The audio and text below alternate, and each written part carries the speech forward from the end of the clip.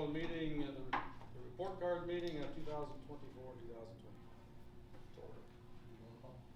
Mr. Schatzel, will you call the roll? Dr. Noel? Here. Mrs. Brown? Here. Mr. Knight is absent this evening. Mr. Kavetsky? Here. Ms. Davis? Here. All right. And by the way, board, that never works on the admin. They never stop talking for me, so thank you for the podium tonight. Last year when we talked about this, I was nervous for a lot of reasons. This year I am so excited to share with you the progress that the district has made. And so the QR code is for follow-up questions. If you have some while we're going over it, feel free to ask. If we don't know it, if I don't know it in my presentation, if building admin aren't sure, we'll follow up and get back to you. Same with the community, because this is being recorded. We'll get back to people if they have questions. So I inherited this template of this presentation from Tricia, but I love that we start with an overall Ohio view. So what we see, Mr. Dakin published this, put this out on their website to show us how the state scored overall. So when we look at the district level, it's good to point out that there are 607 traditional public school districts in the state of Ohio, and there are 3,235 schools or buildings within those districts, public K-12. So here's where we fell when we look at that. We are one of the 147 that overall received 4 stars as a district. 2 of our buildings received 4 stars at the building level and 1 at 3.5. So you can kind of see where we fell along the state average. These are the components that go into, it's a good reminder, of how we get that overall rating of stars. They look at achievement, progress, gap closing, early literacy, graduation, and this past year we got a score on the college career, workforce, and military readiness. But this current year, it's actually going to be factored into the formula for the overall star rating. So here's where we fell as a district. In achievement, we are a 3. In progress, we are a 4-star. Gap closing, we are a 5-star.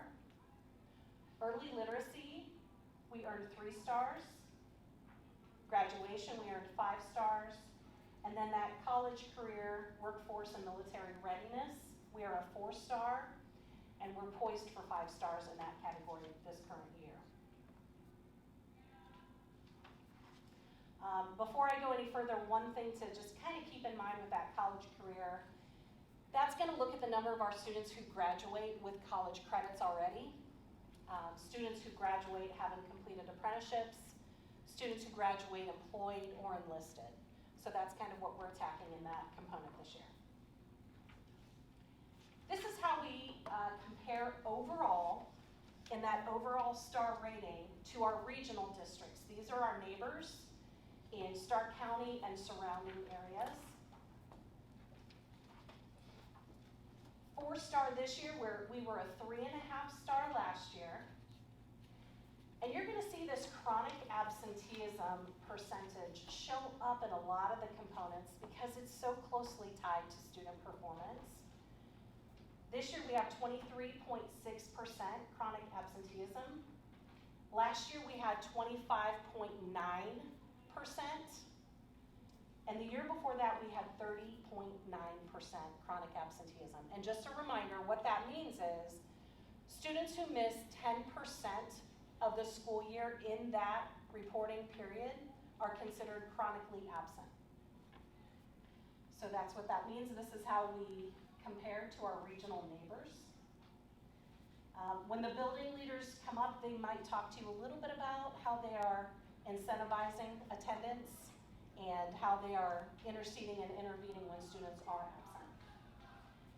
This is how we compare then to similar districts. Now, these are not just our regional neighbors in and around our county. These are districts that the state looked at, and according to a formula they said these are the districts that are most like Canton Local. And so just a reminder, some of the things that factor in, they look at total enrollment, percentage of the population in urbanized territories. They look at the population density, the median adjusted gross household income in the district, percentage of economically disadvantaged enrollment, percentage of adults with at least a bachelor's degree in the district, and the percentage of minority when they are considering racial and ethnic enrollment. And there's actually a slide at the end with the sources if anyone would want to look at that. When we break apart the components that go into the overall rating, you'll see us kind of slip within the first 3 slots. But overall, we are ranked first in our similar districts for this past year. The year before, we were ranked 6 out of 21. So achievement is one of those individual components that are factored into our overall rating. And this measures how our students performed on the Ohio State tests. We were 3-star last year, we were 3-star again compared to the year before. This is such a great graphic because it shows us where our students performed in the various categories to give us our achievement rating. So the different categories are advanced plus, advanced, accomplished, proficient, basic, and limited. They also tell us the percentage of students who go untested, and I'm going to talk about that here in just a second. But the goal in this breakdown is to make sure that students are moving up. We don't want our advanced plus or our advanced to increase while our basic and limited are also increasing. We want those to decrease while the others move up, and that's exactly what happened. So our advanced plus, advanced, accomplished, and proficient all increased from the year before. Our basic and our limited decreased, and that's exactly what we want to see. The only indicator that did not shift in a positive direction was our untested students. And this is kind of a sucker punch for us because we leave points on the table when our kids don't even take the test. So students who, if they at least tested, we could get a percentage, part of a percentage points for even limited or basic. We left those points on the table by not chasing them down and getting them in here. So we investigated a little bit, and here's what that looks like. There were 34 untested events. One student can have 4 events. There can be 4 tests that one student doesn't take. So there were 13 students, but 34 untested events from last year. Of those, 8 of the untested events were online. 6 were our out-of-district students who attend somewhere else to meet intensive needs. We need to partner with those institutions better. 16 were tests that were assigned to students who attend West Campus and were struggling with truancy for multiple years. And then we had 4 internal tests of students who were struggling with truancy as well. So building principals are working on how to put some teeth to that, both incentivize and put some teeth, how to work with families to get them in here, and just to accommodate those that struggle to get here on a daily basis to begin with. So we are working on that. Could you just explain a little bit the online, so what those 8 were? I can't give you all of the 8, I can look that up for you. Okay, but like. But one of them general. would have been a student who maybe was out on maternity. Oh, okay. And so for a period of time, they were Take it taking. online, Mhm. okay, Yep. understood. Absolutely.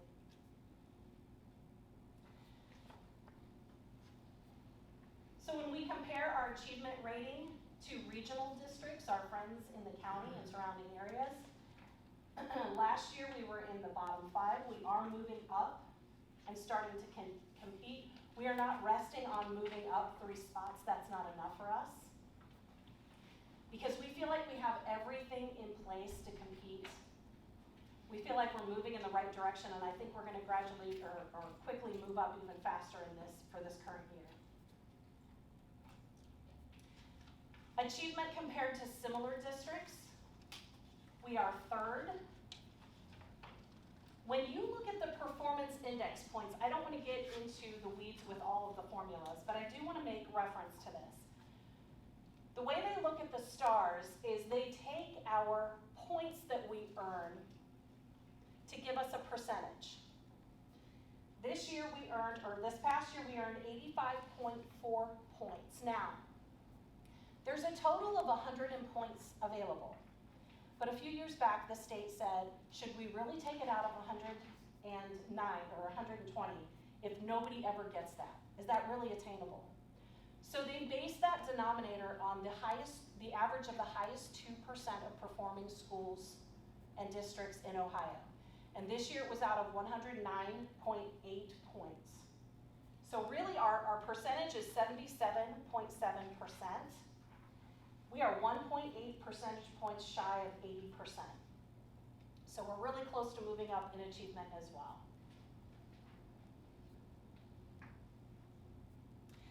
This is for you to take a look at in detail later, but let me explain that if you want to look horizontally across any of the rows, you will see how Canton Local scored on the third grade. The top row is the third grade ELA test from 2016 through 2025. If you want to follow cohorts of students, you'll kind of go in a diagonal jumping fashion. So you'll look at your third grade ELA in 2016 and jump down to your fourth grade ELA in 2017. The tricky thing about this breakdown is that it's not the exact cohort of students because of students moving in and out. And it doesn't tell the story across the row of teachers being reassigned to a different grade level or content. It doesn't tell you the years we adopted curriculum, and so we anticipate a little bit of an implementation dip. It doesn't tell you the years standards changed. So all of those factors go in and impact how we do horizontally across the years. But at least this is broken down for you to take a look at. Where's that story told? We actually have files of narratives going back years of which teachers moved and how long they were in there. And 2018 was a big year for standards change. So we've got that in files. It just was impossible to put on a chart like this. Yeah. Yeah, I mean, it would be interesting to see it with the full Right. story.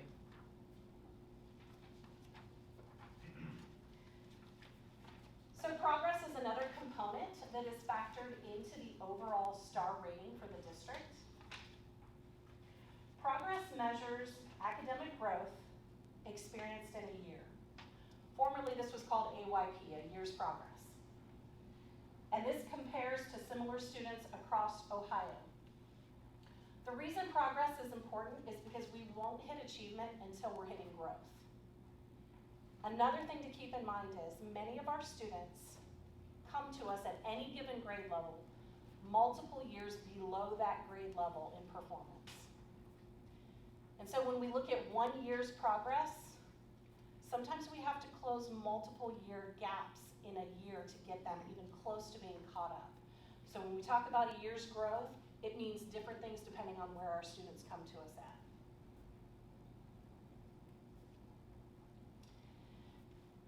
If you look at the green tells us that students made progress similar to the statewide expectations.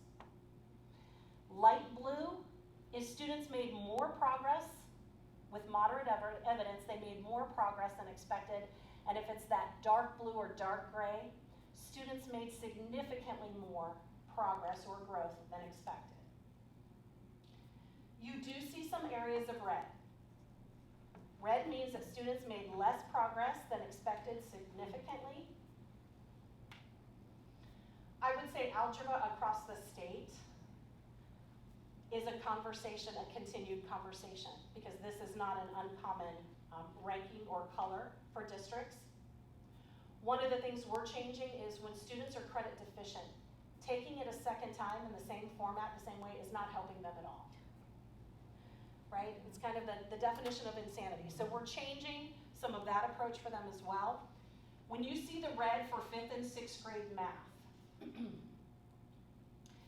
the state is still talking about math improvement and monitoring plans, which are similar to RIMS, reading improvement and monitoring plans. Now, they pump the brakes on this a little bit, but in and they're discussing if they're gonna come up with a list of approved resources to use for math like they have for English language arts. Because of that, Tricia did a good job of getting us poised for conceptual learning of math, which is inquiry-based. The challenge of that is not how anybody in this room learned math, right? We learned the traditional, memorize your facts tables, memorize your formulas. The new approach that is being encouraged at the state level is completely different. So our job at Canton Local, and what our 5th and 6th grade teachers are helping me with, is we have to figure out a way to do a little bit of both to meet the needs of our students. So we're working on that, we're supplementing, we're kind of auditing some of our instructional practices there, so this is gonna change quickly. But here's the big celebration that I want you guys to look at. Look at this table from last year. Look at the amount of red and yellow compared to 24-25. That's impressive. 8th grade ELA in science went from red to green. 5th grade science went from red to green. 4th grade overall went from met to exceeded growth on average overall. That is a really big difference from 23-24 to 24-25. And Angela, just like you asked, what do we attribute some of those other Yeah, changes so 7th to to? 8th grade, right?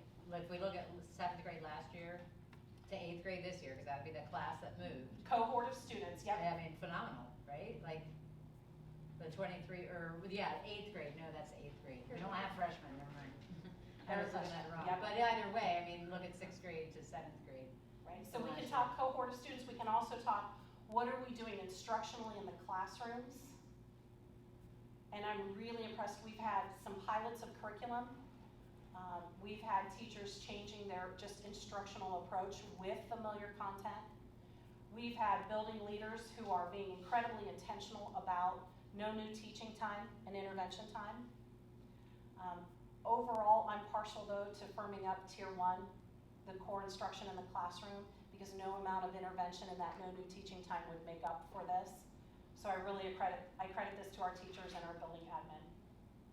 This is really exciting to present. Here's what it looks like for progress, which is that growth regionally.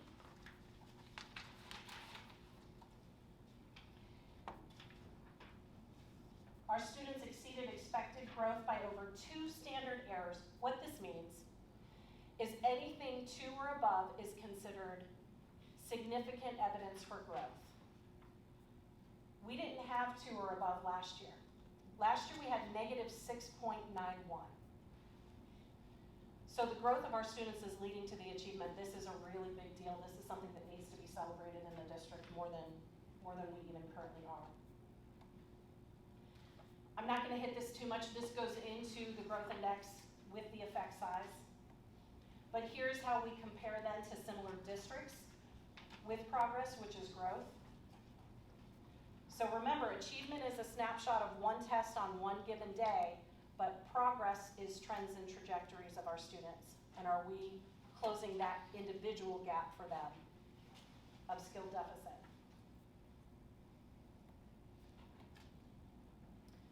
Another component, gap closing. So when I talked about closing the gaps of skill deficits within progress, which is growth, this is different. This is closing the gap between the highest performing and the lowest performing subgroups in our district. We don't want to do it at the expense of high achieving, but we need to move that up so that the subgroups of students are performing closer to those that are not traditionally underserved or underperforming. So that's what gap closing means. The state says this is one of, if not the component that is the hardest to get 5 stars on, because the needs that come with our students are so complex. It's not just good instruction and good materials and interventions. It's also finding out what their needs are that give them non-academic barriers to success. So there's a lot that goes into gap closing. We were a 4-star last year, or the year before, we're 5 stars for this past year. Here's what this looks like. The left side, the whole screen is for ELA, English Language Arts. The left side is showing us achievement, the right side is growth. So the gold dots on the achievement square is showing us the state set standards for each of those subgroups. And you'll have to look on the next page to get the color coding breakdown for those subgroups. But what I can tell you is the light blue on the bottom of the achievement chart is students with disabilities. They are getting closer to that state set standard. We're just not there yet, but we're making progress. When you look at the other side, which is the growth index, there's that number 2 that I was talking about. So anything with a 2 or above is significant growth. That does not mean that the students represented by the 3 color bars at the bottom, it doesn't mean they did not grow. They still grew. There was not regression. They just didn't grow to get that standard measurement of significant growth of maybe multiple years of growth. Same with math, the gold dots are the state set standards for each of those subgroups. And we can see how close our students with disabilities got in achievement as well. And then where we fall with growth, with the growth index of 2 or above.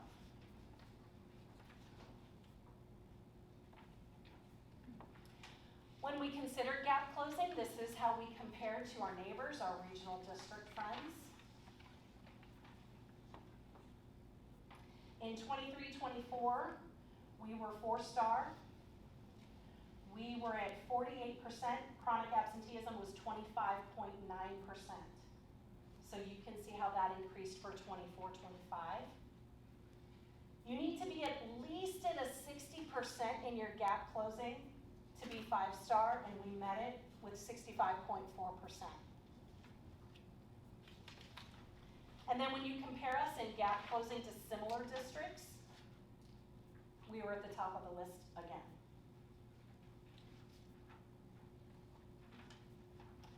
This last slide is just what I mentioned earlier. If anyone would want to look at the breakdown of how the state configured those districts that they consider similar to us. But here are some of the curricular takeaways from that district view, that 30,000-foot view for me. We have all the data in the world. We have probably more data than we need at this point. We just need to continue to get better at using the data, knowing which data is useful in a manageable way. And I wrote down that we need to improve our instructional agility. And what I mean by that is closing our response loop. So as we get formative data of how our students are doing, we need to respond quicker in the classroom. Not wait for middle of the year assessments, not wait for state assessments, not wait until we change intervention groupings at the end of the 9 weeks, but immediate feedback in the way that we change instructional moves and intervention quicker. One of the things I want to celebrate with this is our MTSS efforts, multi-tiered systems of support. And this is where some of the silos are being broken down. So for instance, when I mentioned students that have complex needs that get in the way of their academic growth, our care teams are working better with our academic support teams. Some of those are RTI or response to intervention. Those teams are now working together, sharing information and sharing resources so they can meet those needs quicker. The elementary actually has a great model set up that they've kicked off. I'm excited to see how that works. They've got a schedule. Teachers are submitting names of students to meet needs already, so that's up and running. Another takeaway for this data and for our focus this year is our integrated student services department. So Allison and Melissa and I meet. Melissa every 2 weeks, every 3 weeks we're on the schedule, and we're talking data tip to tip before there's even data dives and reporting windows. We're looking at how many students have now been identified for gifted, how many new IEPs have been identified, how's that compared to state averages. So we're doing that internally so that we can better support teachers and buildings. And then lastly, the other thing that I would mention is progress monitoring. So that's a term that a lot of teachers and interventionists saved for formal testing or formal intervention time. We're promoting it at the classroom level. How do you know your kids are getting it? How are you responding daily and weekly to monitor their progress before a unit assessment? So those are kind of the things that we're looking at. I attribute a lot of the growth to the work that the teachers have done in those areas as well. So, very excited about where we're going. Erica, we are gonna have you come up and talk about the elementary, which is kind of unfair. I know. Because I'm a girl. You're talking about a year you weren't here, but I'm excited to hear what your focus areas Thank are. you. Yep. I'm just gonna put this right up here. Yeah. Okay, perfect. Hi, everyone. Well, I got to join a winning team, so thank you very much. Very excited to be part of this team. Joining an admin team that had a lot of great things in place, so just excited to celebrate and enjoy the state report card with them. So one of the biggest things that we were really excited about was our achievement. If you notice where we've been over the past few years, the amount of growth that our building has done is very, very exciting. So we're extremely excited about that. Our performance index scores, very excited about that. And that our advanced and accomplished levels of performance have gone up as well. So we stopped for a little bit, we celebrated, the district bought donuts, we had a great meeting, and then literally an hour later, we sat down at the table and said, okay, what do we need to do to get better, and how are we going to keep going forward? So we've identified some areas on the state report card that we as a building are committed to making progress in. So the first thing that our entire staff are devoted to is making sure that we decrease our chronic absenteeism number. And it's not just our teachers, it's every single staff member in our building that is part of that progress. So we put out all the names of the students that last year had been chronically absent. We identified, Dale had a whole list of kiddos that they've worked with in the past and have had attendance intervention team meetings. And so we put out the names, so we had meetings with our paraprofessionals, and we said, does anybody in the building want to adopt a kid? And so we have teachers who have adopted students. Every single student was adopted. And so what that looks like is just encouragement, letting them know we're excited that they're here, doing nice little things for them, encouraging them we've got third grade testing coming up next week, just encouraging them. So it's an entire building-wide effort. It's all of us together trying to make sure that we get those kiddos at school, just doing all the things that we normally would do on the administrative end, but it's everybody. It's cafeteria staff involved. It's the entire building. So that's a huge celebration. It's also very, very unifying because we're all working together, and we know we have amazing teachers, but if the kids aren't here, then we can't teach them. So to me, that was one of the biggest things. So all of our teachers now have used that as we have two goals that we're working on in our professional growth plans. And one of our first ones is that we want every single kiddo to be here every single day. And so we're focusing on that. So admin as well as all of our teachers, we're using that as one of our goals for making sure that all of our kiddos are here. So that's a big thing because if they're not here, we can't teach them and all the great things that we have won't work. So the second thing that we're really focusing on is our K-3 literacy, making sure that we reduce the number of students who are on reading improvement plans. And so we are doing that through targeted instruction and support. And so we are putting a lot of eggs in this basket. We are using all of our resources. We've made our reading groups and Wildcat time very, very small and strategic. We have paras involved in that. We have all of our title people pushing in. So it is a very concentrated effort. I meet with title team probably 2 to 3 days a week of what does that look like. We've created a progress monitoring schedule that is just consistent. We have an entire spreadsheet ready to go for all of our kids, so we're tracking that data. So every teacher in the building is focused on this, but especially our K-3, making sure that we get those kids from where they were off track to on track. And if we can do that, we're gonna continue to have the results that we have in 3rd, 4th, and 5th grade with achievement. So we're really excited about it. It's an all-in effort. As Jamie mentioned, just the meetings that we're having, we have monthly meetings with all of our teachers. We're looking at our progress monitoring data. How do we know it's working?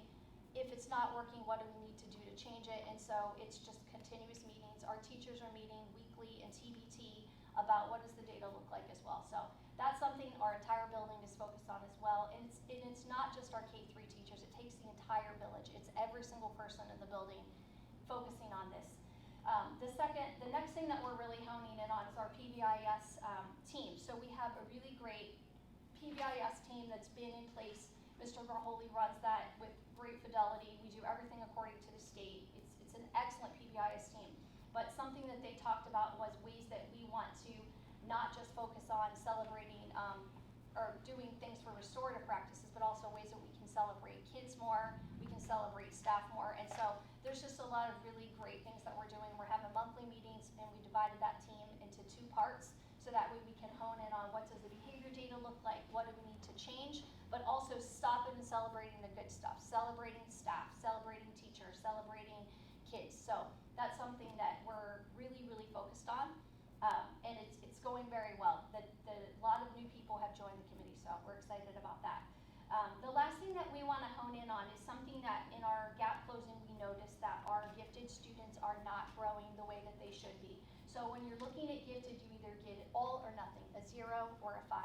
And we had a 0 in that component. And so for us, what we're focusing on, especially in Wildcat time, we're making sure that every single kiddo in the building gets what they need for that time. But we're really working with Melissa. So Melissa is in our building several times a week. She's working with all of our teachers who have anybody who is above level or gifted, just really looking at strengthening those assessments. How can we model it from the OST? What do we need to do to get better? How do we need to push the rigor? So when in doubt, we err on the side of pushing them a little further. And so Melissa has been very instrumental in our building this year with all of our teachers that have kiddos who not just are identified gifted, but are also scoring high. And so our goal is to just really analyze that data. And sometimes we might change it after a couple weeks because we realized the Lexile wasn't high enough. And so how can we get a little bit deeper with that? So Melissa's done a great job just working with our staff there. She's open to coming in to TDT. She's been there for the RTI meetings. And so that's one of our things that we want to focus on in our building. So we're excited about the progress that we're already making. We're noticing that kids are responding to the instruction. So good stuff's happening. So we just wanted to show that it does go with our building alignment. What we focused on for 24, 25 was just making sure that we are trying to push all of our kids to become grade level or above proficient.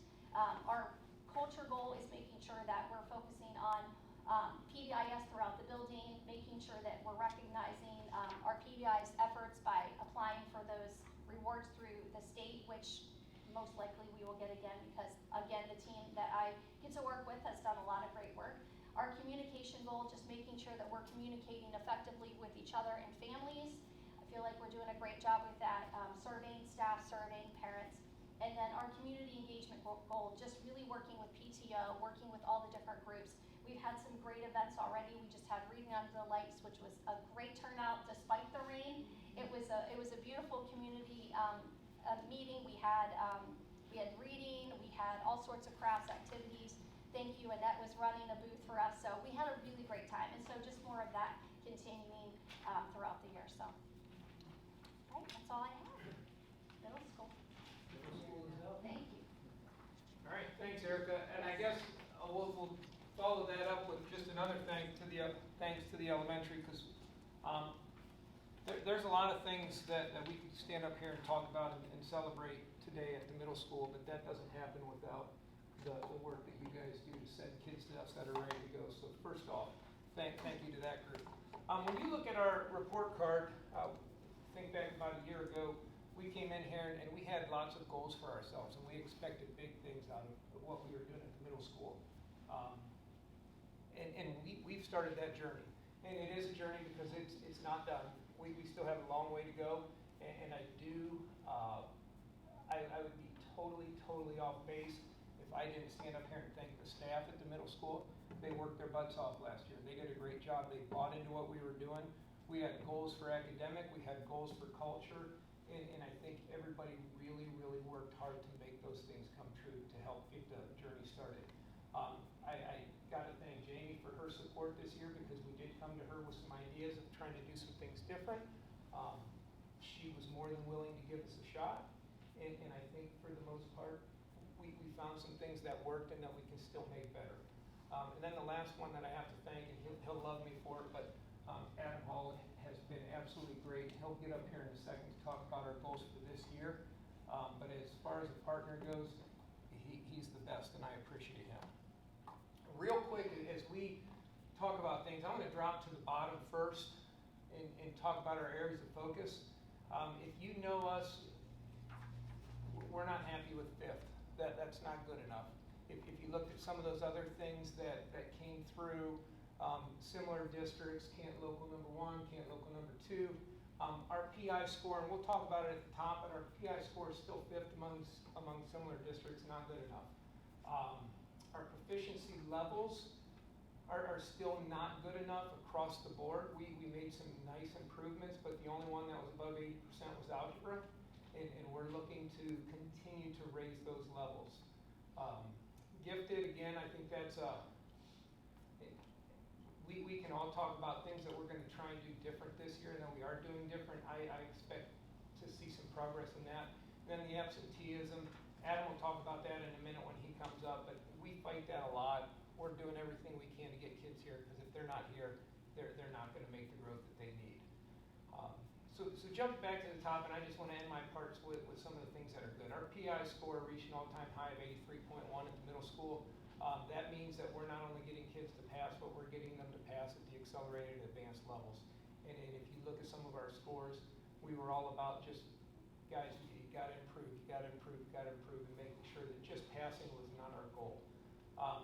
We did meet our goal of joining the 400 Club, which was an ambitious goal last year. We did it. We set a high goal, and we did it, and this year we set another high goal. We're going to do that too. So that's our approach as we go about it. And then just when it comes to improved achievement scores, they did improve. And we'll be the first to say they had room to improve. So we need to continue to get those to improve. It's tough. Getting started is the easy part. Keeping it going is the hard part. But that's where I'm going to turn it over to my partner here, and he can talk about some of the things that we've got in mind for this year to keep that rolling. So we have 3 goals this year. We try to make our goals attainable, measurable, stuff that we can track throughout the year to show staff how we're progressing. So the first one dealt with our attendance. So our chronic absenteeism was 26%. We want to try to drop that down to 21%. Remember, that's that 10% or more. Our at-risk was at 38%, so that's 5 to 9% of missed school days. We want to drop that down to 35, knowing that if we drop the chronic, then a lot of those kiddos are going to drop into that at-risk, potentially. So really focusing on that.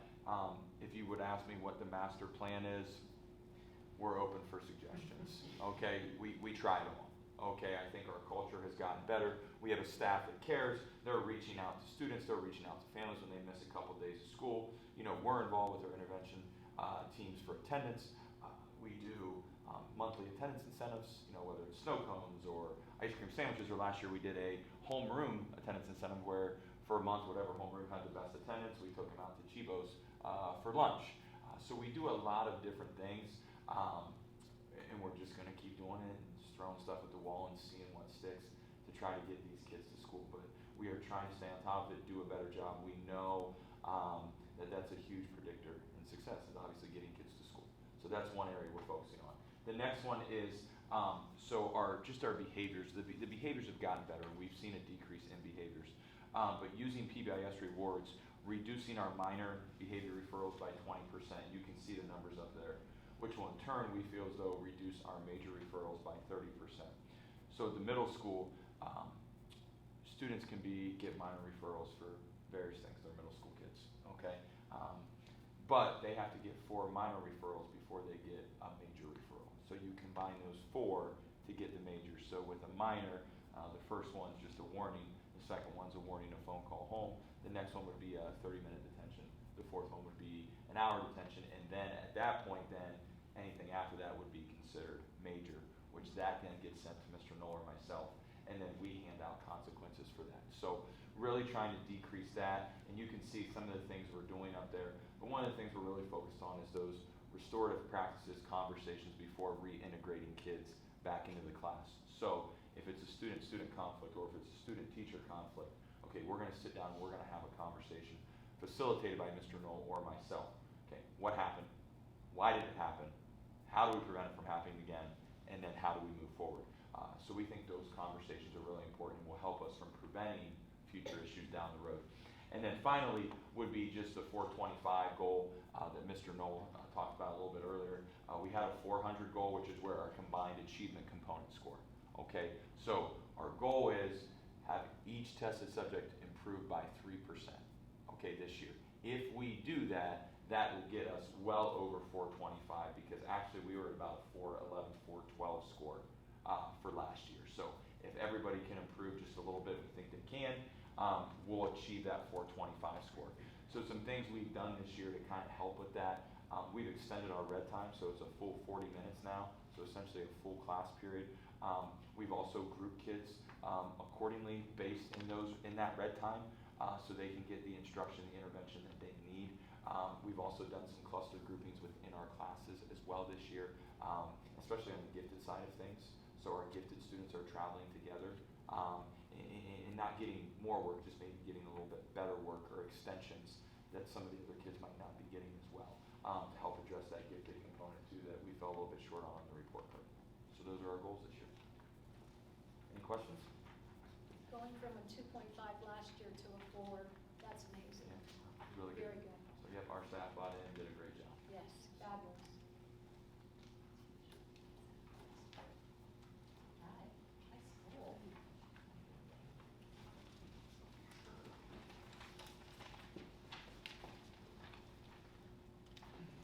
All right. Anybody need a break or anything? We can spread this out 17 minutes. This is the first slide, does this slide get to you? Oh, okay. Sure, thanks. I got you. There's my first slide. She said the first two, right? That's one. Oh, thank you. Nobody wants to hear me anyway. So, all right, our overall rating here. A couple of things that we did right here. We were a 4 last year in gap closing. We were down to a 3 this year. That's our moving target all the time. With our population, with the classes and things like that, as they come in, those change every year. So we're always trying to hit that moving target. Doesn't mean we're not going to continue to work at it, but that's kind of where that one was last year. This is the one that we're very proud of. It seems like it should be a layup, but it's one of those things where, let's be honest, when households are sending their children to us here at schools, to our community, they want 2 things. They want to know their children are safe, and they want to know that they're going to graduate.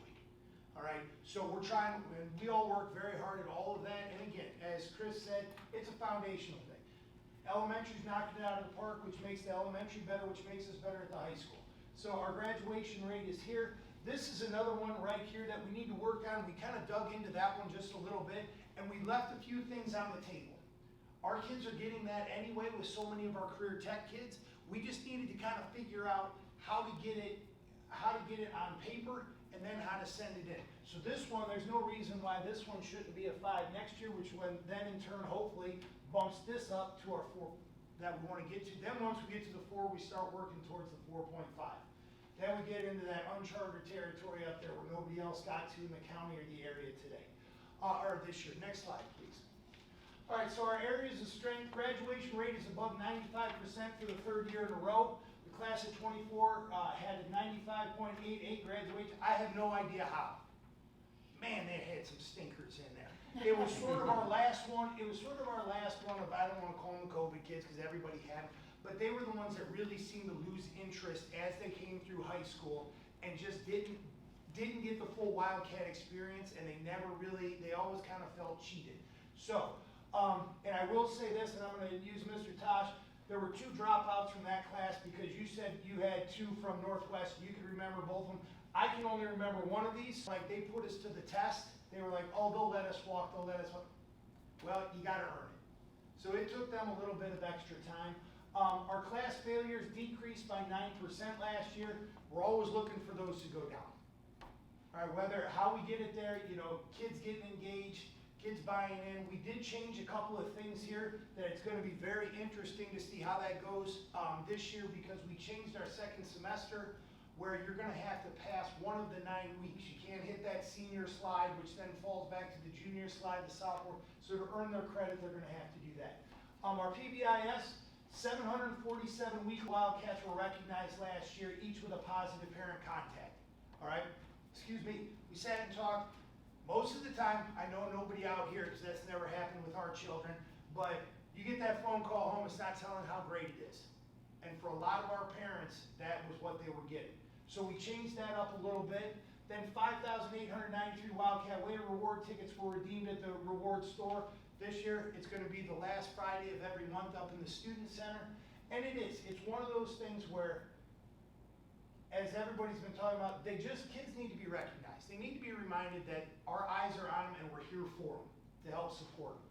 Our Student Center hosts about approximately 150 kids per day during study halls and is a motivator to stay off of our 2Fs list, which comes out every Monday. And it kind of teeters, we get a little worried when we get to this end of the end of the 9 weeks, but again, we're always talking to kids. We're always saying, hey, listen, and then the people up in the Student Center, kids get upset when they get turned away. And they want to say, well, my grade's up. Exactly. But if you were on the 2Fs list on Monday, you're on the bench for an entire week. So then they're already up, they're taken care of. And if you haven't had a chance to go up there, it is pretty fun. And also with the initiative of no cell phones and those kind of things, it's the weirdest thing. Kids are actually talking to each other. We had to go out and get some extra sets of Connect Four, some big things for checkers. It is kind of fun to see kids interacting again. Our areas of focus, what we talked about before, is our college career readiness. We are a 4-star, looking to be a 5-star. We're going to get down math, class failures, and achievements on OSTs. Progress, 5 out of our 6 tested areas met or exceeded growth expectations. Now we're going to go out and get that last one. Just as an example, some of the areas of focus for the college career, workforce, military readiness, we were finding things in our data, like one of the pieces there that had a 0%, or one of the elements was having both an Ohio Means Jobs Readiness seal, which is one of the seals that you can have to graduate, but it's not a required one. We were doing that for quite a few students. It's really more of a paperwork thing than anything else, and having signatures from mentors and school staff. But for this measure, it's in conjunction with reported 250 hours of work-based learning, which we have a really good number of kids with 250 hours of work-based learning, but that's really being reported more for career tech purposes. This measure is only on the high school report card. It's not the district report card. It's not the CTE report card. It's only this way, where you have to have both. And we weren't necessarily reporting both because it's been different measures for different purposes for different kids. If we go out and make sure that we do the Ohio Means Jobs Readiness Seal paperwork for every one of our students that has 250 hours of work-based learning, that number goes from a 0% to a 40%, honestly, that fast. Like, those are the kind of things that we're finding as we just dig into the details a little bit more. The other thing, as far as the math area focus, we started math intervention this year. We're lucky right now that we have a couple math teachers with an extra class period. And so 6 of our 8 periods a day, we have math intervention happening.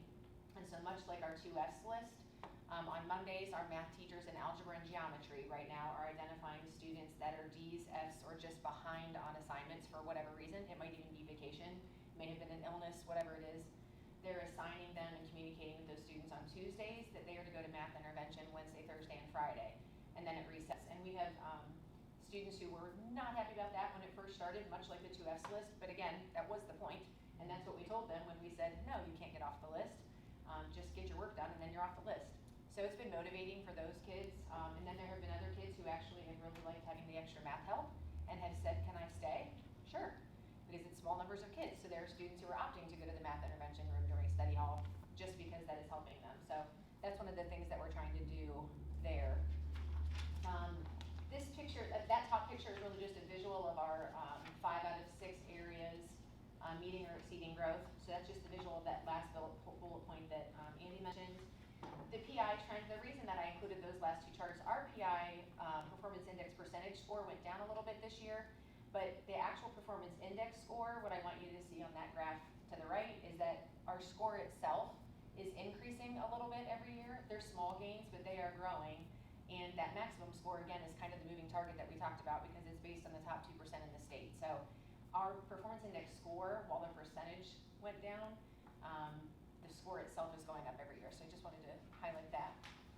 And then we switched up the way we did our building improvement plan. We've been doing those same 4 areas of goals for the last couple of years. This year, because we're doing the one needs assessment and sort of writing that as a district, we decided to align our goals to our district leadership teamwork. So our achievement goal really is to meet that 80% passage rate or increase by 10% in all subject areas. We had increases in most areas, 6 of 8 last year. Reduce class failures by 25%. Last year our goal was 10%. We hit 9, but we think that some of the things that we're doing this year actually will help even more. So we set a big goal, but we would love to see them drop by a quarter. Culture goals.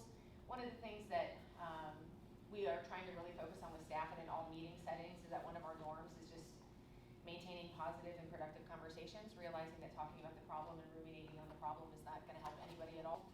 Not letting kids say I can't very often, but instead figuring out how we can turn the I can't around into what do we need to do so that you can. And just continue to keep things positive in our conversations. PBIS practices, just continuing to set a culture that kids are rewarded for doing the right thing, but they're also motivated to do the right thing. Continue conversations related to our Wildcat community principles, and then same thing, reduce chronic absenteeism. Last year, our chronic absenteeism rate was 30%, was down from 38 the year before, so that's good, but we would like to see that come down. It's the same thing that everybody else has said. If they're not here, they don't know what they should know, and when they are here, we are seeing that if you take the students out that are on the chronic absenteeism list, our scores are very, very good. The students are able to show what they know in the classroom, on the state tests. We just need to get them here.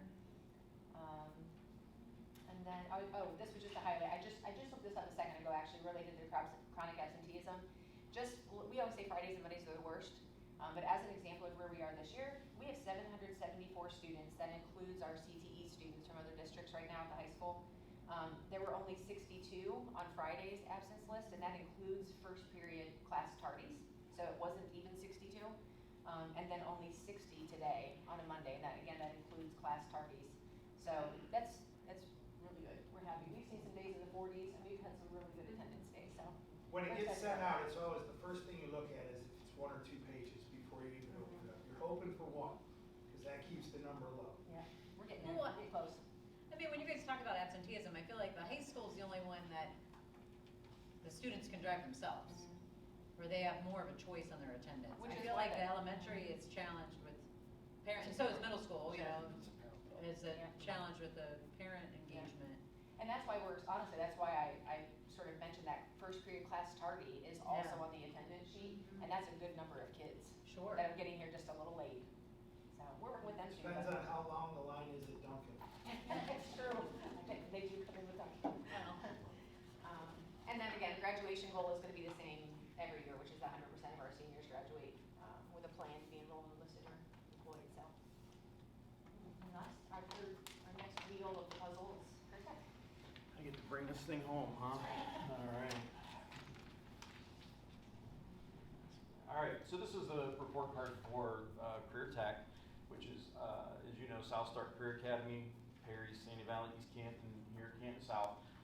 5 stars, so very proud of that. 88.9% you see in the corner there. That is our Perkins Federal Indicator, so there's 9 of those. We hit 8 out of 9.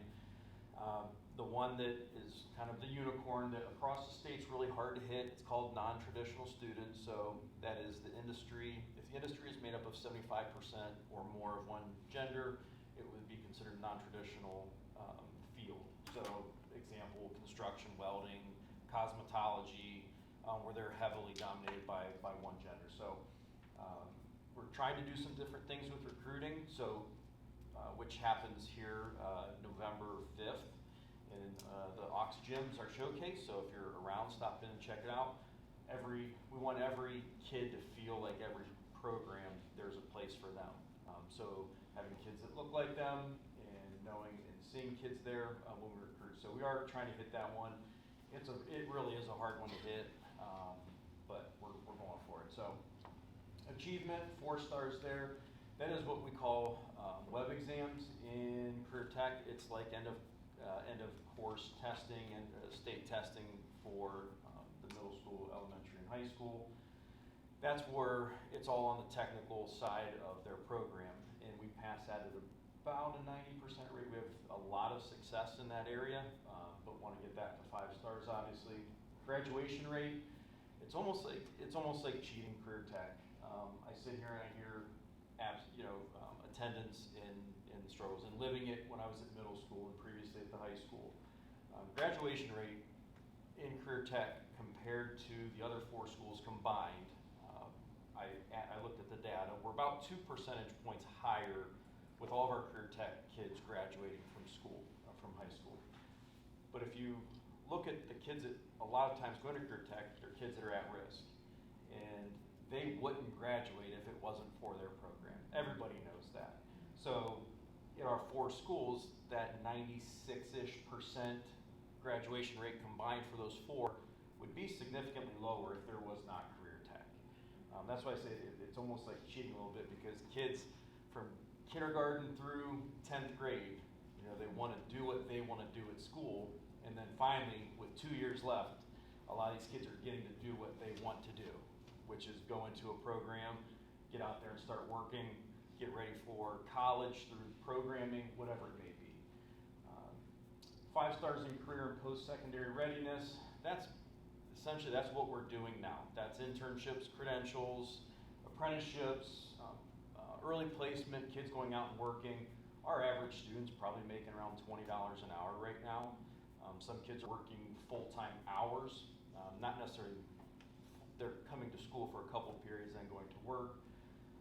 So definitely meets the needs of kids that just, they're kind of at that point, they're ready to go to work and help support at home as well. Post-program outcomes, that's what are our kids doing after high school. So we're getting ready to start our follow-ups, which is 6 months after they graduate. What are they doing? Are they enrolled, enlisted, employed is essentially what we're tracking. So we're doing a good job there as well, making sure kids are doing what they should be doing after they leave school. So there's some post-program outcomes. Sorry, that is, the graphs there are actually credentials. So in career tech, you can earn industry recognized credentials. Some common ones would be like OSHA 10, anything that involves safety, they can earn OSHA 10. Some may even get into letters like an OSHA 30. We don't have a lot of those, but CPR, and then every program really has credentials that they can hit that are recognized by industry. So 12 points is kind of the goal. You can get 12 1 points or one big 12 point. You can stack them or just get it all in one big one. And we had about 30% of our students, almost 31%, get to 12 points, which is also part of a pathway to graduation. So they all kind of mix together. And then we had over 60% of our students earning at least one industry recognized credential as well. And then here's just some of our highlights from career and post-secondary readiness. And I'm not going to go through all of them, but you can kind of see there. Almost 90% of our kids pass the web exams, which is basically, that is their knowledge in their content area. Over a fourth of our kids are completing internships, the 250 hours of work-based learning. So that is, they're either going out on early placement and working, they're doing internships, or simulated work experience. So that would be like the kids over at Perry in cosmetology or the restaurant. They are serving customers. They're basically simulating what that job would be in the classroom so they can get hours for that. We track it, we turn that in. At the end of the year, that all gets reported to the state. So honestly, it's the big goal now, I think, is we know the impact and the positive impact career tech has on kids, and it's pushing that down into the lower grades, which is what we're trying to do across the compact, not just here at Canton South. In the middle school and elementary, and I would say all of the schools, especially here at South, they're very receptive to it, and we already have it in there. It's just how do we keep beefing it up and making more options for our kids. So overall, I feel like we're in a good spot. Lots of things to celebrate, and like I said, I feel like it's a little bit of cheating because kids want to come to school. You hear kids in 9th grade, 10th grade constantly saying, I can't get in trouble because I want to be a welder. I can't get in trouble because I want to do this. And I just heard a girl that drove me nuts in middle school for 4 years say she's now in construction, and she said, I can't get in trouble. I don't want to lose construction. It means something to kids, and it hits that they have a purpose here in school. So my job's pretty easy at the end of the day. So that's career tech, and I think That is it. Hopefully what you've heard is we are all excited and have a lot to celebrate, but we're also not resting there. We know we have a lot of work yet to do, but man, what a great staff, what a great community of students, and what a great group of administrators making it happen as well. So Thank you for Yeah. everything you do. And let me this is my team, my amazing team. One of the things that when coming into this district, how do I get into the weeds as the superintendent? And I have found that I have people in the weeds that I can trust, and between the bus drivers and the teachers and the parapros and the tutors and the cooks, it takes everyone, like Erica was saying, to do this. We have so much to celebrate. I mean, it is so, like today we had a crazy day, and it's sometimes difficult to see through the wood sometimes, but to see what this district is doing with this team and the kids that we have here and the staff, so it kind of makes it all worth it. So thank you guys, thank you very much. You did a nice Yes, job. thank you. Thank you.